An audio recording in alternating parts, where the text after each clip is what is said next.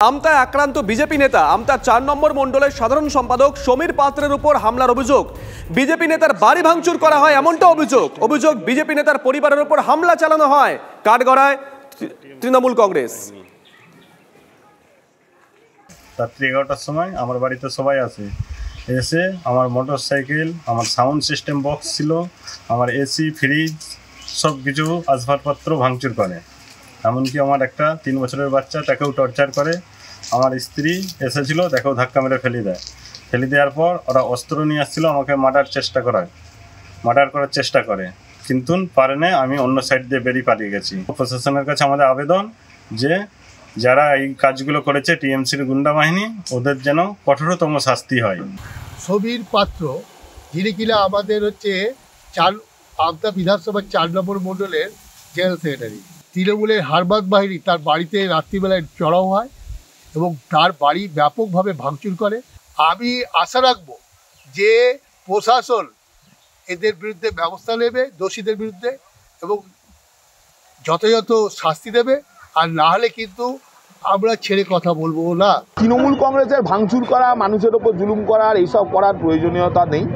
রাতের অন্ধকারে ভারতীয় জনতা পার্টি এগুলো করে তৃণমূল কংগ্রেসের ঘাড়ে দোষ চাপায়। কংগ্রেস সিপিএম বাংলায় বিজেপির বি টিম হিসেবে কাজ করছে। বাংলায় বিরোধী জোট না হওয়ার জন্য দায়ী অধীর চৌধুরী, মোহাম্মদ সেলিমরা। রঘুনাথগঞ্জের সভা থেকে তীব্র আক্রমণ অভিষেকের। কংগ্রেস বিজেপির বি টিম হয়ে, সিপিএম বিজেপির বি টিম হয়ে এই বাংলায় কাজ করছে। আমরা চেয়েছিলাম যে এখানে কংগ্রেসের সাথে আমাদের জোট হোক। একদিকে রাহুল গান্ধী, সোনিয়া গান্ধী, মমতা বন্দ্যোপাধ্যায়কে পাশে বসিয়ে বলছে যে আগামী দিন বিজেপিকে উৎখাত করতে আমাদের তৃণমূলের দরকার রয়েছে। আর একদিকে এখানের ব্রাঞ্চ অফিসের ম্যানেজার কংগ্রেসের অধীর চৌধুরী সেই একই দিনে মোহাম্মদ সেলিমের সাথে সভা করে ধূপগুড়িতে তৃণমূল কংগ্রেস আর মমতা বন্দ্যোপাধ্যায় আর আমার বাপ্পাপান্ত করছে। কার হাত শক্তিশালী করছে এই কংগ্রেস সিপিএম? আপনারা জানেন, এই পরিযায়ী নেতা একবার দাঁড়ায় রায়গঞ্জে, একবার দাঁড়ায় উত্তর কলকাতায়, একবার দাঁড়ায় মুর্শিদাবাদে। গতবার আপনারা খলিলুর সাহেবকে 2.5 লক্ষের বেশি ব্যবধানে জিতিয়েছিলেন, কিন্তু কংগ্রেস প্রার্থী আর সিপিএম প্রার্থী মিলে প্রায় 3 লাখ ভোট কেটে বিজেপির সুযোগ করে দিতে চেয়েছিল।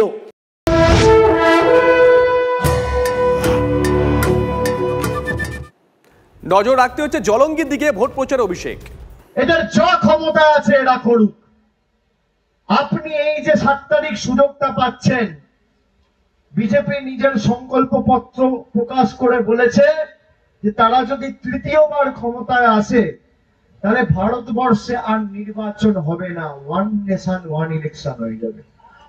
এখন আপনি 5 বছরে 4 থেকে 5 বার ভোট দিতে পারেন। পঞ্চায়েতে 3 বার ভোট দেন, গ্রাম সভায় ভোট দিচ্ছেন, পঞ্চায়েত সমিতিতে ভোট দিচ্ছেন, জেলা পরিষদে ভোট দিচ্ছেন, বিধানসভায় ভোট দিচ্ছেন, লোকসভায় ভোট দিচ্ছেন।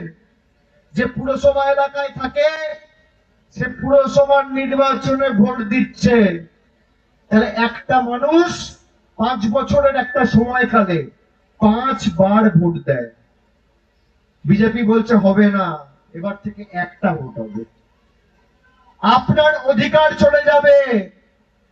আমি আপনাদের বলছি, যত কষ্ট হোক, যত গরম পড়ুক, নিজের ভোটটা লাইনে দাঁড়িয়ে বাংলার স্বার্থে দিন। আগামী দিন এদের কি অবস্থা করব, লেজে গোবরও যদি না করতে পারি, আমার নাম অভিষেক বন্দ্যোপাধ্যায় নয়। আমি কথা দিই। আর একটা বড় খবরের দিকে নজর রাখতেই হচ্ছে। সুজয় কৃষ্ণ ভদ্রের কণ্ঠস্বরের রিপোর্ট জমা আদালতে। মিলে গেল কালীঘাটের কাকুর কণ্ঠস্বরের নমুনা। আদালতে জানিয়েছে ইডি। নিঃসন্দেহে বড় খবর। আরো বিস্তারিত জানবো, শ্রাবন্তী আমাদের সঙ্গে রয়েছেন টেলিফোনে, আমাদের সহকর্মী শ্রাবন্তী। দেখো, আজকের ইডি যে রিপোর্ট দিয়েছে তাতে প্রাথমিকভাবে যথেষ্ট অসন্তুষ্ট হয়েছেন বিচারপতি অমৃতা সিনহা। এই রিপোর্টে সেখানে বিচারপতি অমৃতা সিনহার বক্তব্য যে আপনাদের কি কোথাও মনে হয় না এই রিপোর্ট অসম্পূর্ণ? তার কারণ যে পরিমাণ সম্পত্তি সিজ হয়েছে তার অল্প বা সংখ্যায় সেটা দেখানো হয়েছে, এবং যে টেবিলগুলি ইডি জমা দিয়েছে সেটাও সম্পূর্ণ নয়, অন্তত এমনটাই বক্তব্য বিচারপতি অমৃতা সিনহার।